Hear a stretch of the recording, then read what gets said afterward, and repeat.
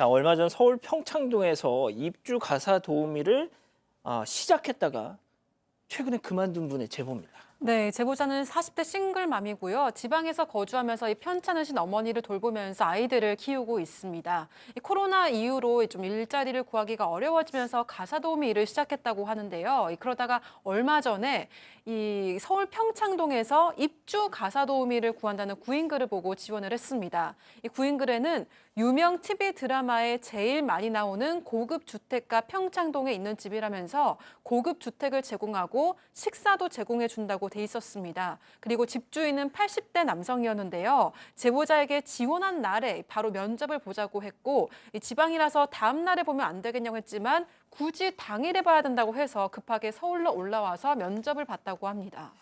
자, 주말 드라마 같은 거 보시면 평창동 사모님 오셨어요. 뭐 이런 거 많이 보셨잖아요. 그만큼 부촌의 상징, 잘 가꿔진 정원, 넓은 거실, 화려한 가구. 자, 그런데 면접을 보러 간 그 평창동 집 전혀 다른 모습이었다는 거죠. 직접 들어보시죠. 오늘 바로 좀 보자. 그렇게 해서 면접을 봤는데 면접을 보는 장소가 지하에서 봤어요. 지하를 갔더니 완전히 벽에 막 곰팡이 냄새 다 갈라져 있고 광고랑은 틀리니까 제가 안을 좀 볼 수 있을까요? 라고 얘기를 했어요. 그랬더니 지금 현재는 일하는 사람이 있기 때문에 보여줄 수가 없고 저한테 여권까지도 달라고 했었어요. 주민등록증하고 운전면허증하고 학생증이 있다. 그랬더니 그러면 그 세 개를 다 달라. 자, 가사 도우미를 구할 때 원하는 어떤 그런 정보가 아닌 것 같은데요. 그러기나 말입니다. 정말 이상하죠. 그리고 지금 들으신 것처럼 면접을 볼 때부터 이상했다라고 합니다. 집 안에 들어서자마자 면접을 보자면서 지하로 데려갔다라고 합니다. 그 무슨 상관관계가 있는지 모르겠습니다만 둘러봤더니 그 집이 이게 드라마에 나오는 고급 주택하고는 아무 상관이 없어 보이죠. 냄새 나고 곰팡이 펴 있고 아무리 봐도 자기가 생각했던 평창동 집은 아니었던 겁니다.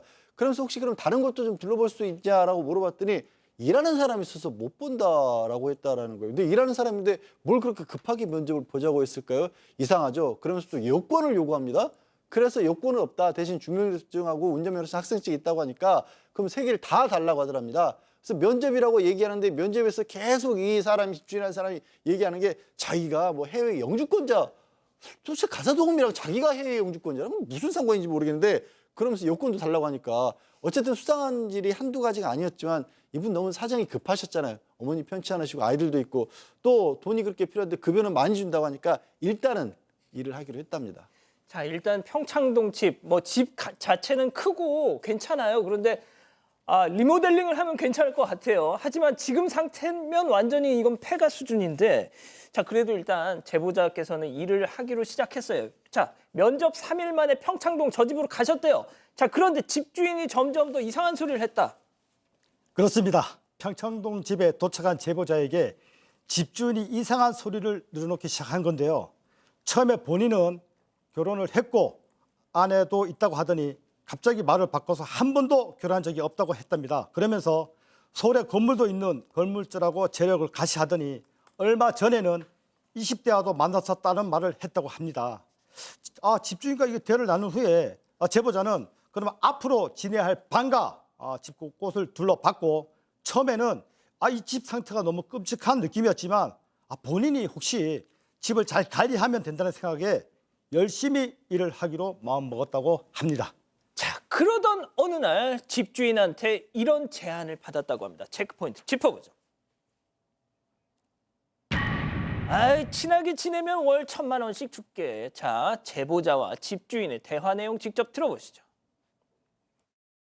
저녁을 차려드리려고 이제 장 보고 딱 들어왔는데 가사도우미는 이 시간으로 그만두고 1,000만 원씩 줄 테니까 또 형편도 어렵고 그러니까 내가 빚도 좀 갚아주고 그런 성관계를 좀 친하게 지내면서 그런 걸 해주면 그런 걸 책임지고 다 해줄 수 있는데 그거에 대한 답을 줘. 집에 가서 생각한 다음에 승낙할 것 같으면 바로 짐을 싸가지고 다시 오라는 거예요. 내가 말하는 게 결혼 생활 해봤으니까 무슨 말인지 잘 알지? 내가 경제적 지원은 한 달에 1,000만 원 정도는 해줄 수가 있어. 아유 회장님 그런 거는 아니 사람은 어떻게 살든지 다 어려움이 있는 거니까 동의하면은 다시 또 대화해서 만나면 되고. 아유 어떻게 생각해? 어떻게 생각해? 자, 월 1,000만 원씩 줘서 뭘 어쩌자는 걸까요? 그러니까요.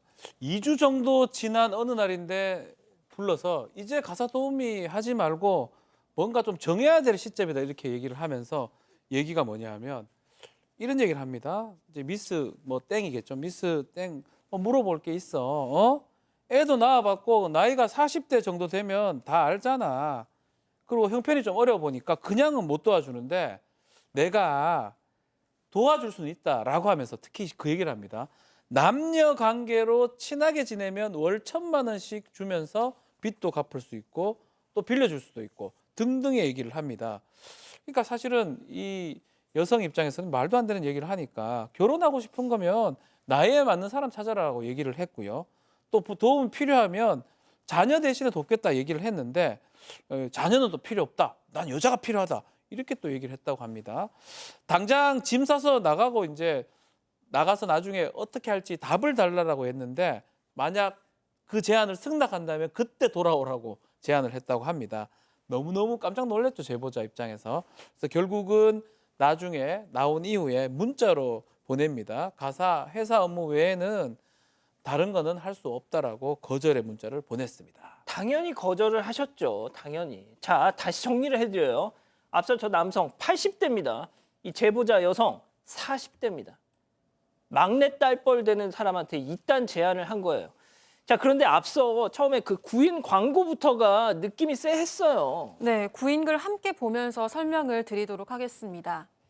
네, 집주인이 올린 구인글인데요. 이 고급 가사 도우미를 구한다면서 젊은 여성 가능이라는 글씨를 이렇게 커다랗게 써놨습니다. 또 빨간 글씨로 나이가 적을수록 월급을 더 많이 드립니다라고 써놨는데 그 어린 사람한테 월급을 더 주는 이유가 뭔지 의문이고요. 특히 전화하기 전에 꼭 먼저 나이와 학력, 경험을 보내달라고 적어놨고 이 제보자에게도 면접을 보기 전에 미리 사진을 보내달라고 했다고 합니다. 이 제보자는 지금 와서 돌이켜보면 일할 사람을 구하는 게 아니라 다른 사심이 있었던 걸로 보인다고 전했고요. 그리고 제작진이 집주인의 SNS 계정을 확인해 봤습니다. 이 소개 글에 미혼이며 사업을 크게 성공시켰다. 결혼만 늦었는데 인생의 파트너를 찾으면 세계 여행을 함께하고 싶다. 이런 내용이 적혀 있었습니다. 자, 이거 저희가 왜 이걸 전해드리냐면 이 양반 좀 사고 칠 것 같아서 그래요. 네, 그렇습니다. 그리고요, 이 자유 제보자분 들으신 것처럼 바로 그 집을 나와서 이제 택시를 타셨다고 합니다. 그리고 너무 사실 기가 막혀서, 그러니까 혹시라도 저는 저렇게 문자를 보낸 것도 더 큰 어떤 뭐 해가 있을까봐 그냥 달래듯이 그렇게 보낸 것 같은데 택시기사분에게 있었던 일을 얘기했더니, 그러니까 택시기사분이 또 사건 반장에 이런 일은 제보를 해야 된다라고 그렇게 말씀을 주셔서 저희한테 연락을 주셨다고 하고요. 이거 사실 아신대요, 제보자분도. 이것만으로 형사처벌 대상까지는 다행히 어떤 뭐 신체 접촉이나 이런 건 시도하지 않았기 때문에 형사 어떤 처벌을 받을 수 있는 건 아니다고 하는 건 아시지만 저거 혹시라도 자기처럼 급한 마음에 상황이 맞아요. 안 좋아서 맞아. 저거 그냥 눈 감고 한번 들어가 볼까 하는, 그래서 맞아요. 피해자 나올까 봐 여기에 또 제보를 주셨다고 하고요.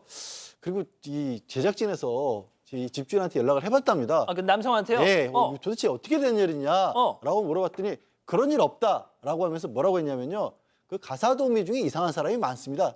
이렇게 얘기를 했답니다. 그러면 그 대화 내용 들은 건 뭐예요? 예? 아까 대화 내용 들은 건 뭐예요? 또 잡아떼겠죠. 뭐 그걸 안 들려주셨으니까 그러겠죠.